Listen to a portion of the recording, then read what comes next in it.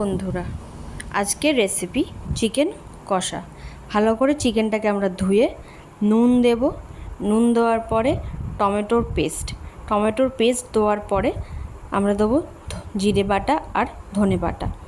ওটা আপনারা গুঁড়ো চাইও দিতে পারেন, বাট বেটেও দিতে পারেন, এটা আপনাদের ওপরে পুরোপুরিভাবে দিয়ে তারপরে ওটা দেওয়ার পরে আমরা দেবো হচ্ছে কাঁচা লঙ্কা বাটা। ওটা আপনারা আপনাদের স্বাদ মতো দেবেন। আমি এখানে গুঁড়ো লঙ্কা ইউজ করিনি, আপনারা চাইলে শুকনো লঙ্কার গুঁড়ো দিতে পারেন। দিয়ে তারপরে ওটাকে দেওয়ার পরে ভালো করে ওটাকে মাখাতে হবে। মাখানোর পরে আমরা সর্ষের তেল দিয়ে দেবো। সর্ষের তেল দেওয়ার পরে ভালো করে ম্যারিনেট করতে হবে। তারপরে আমরা হলুদও দেবো একটু। হলুদটা আপনারা কষানোর সময় দিতে পারেন বা এখনও দিতে পারেন। হলুদটা দেওয়ার পর ওটাকে মেখে আমরা ভালো করে রেখে দেবো আধা ঘন্টা কি 15-20 মিনিটের জন্য। তারপরে আমরা গরম তেলে আলুটাকে ভেজে নেব। দিয়ে আলু ভাজার পরে ওই তেলেই পেঁয়াজ ভাজবো। পেঁয়াজটা ভালো করে ভাজার পরে চিকেনটাকে দিয়ে দেবো। ভালো করে এখন ঢেকে কষাতে হবে।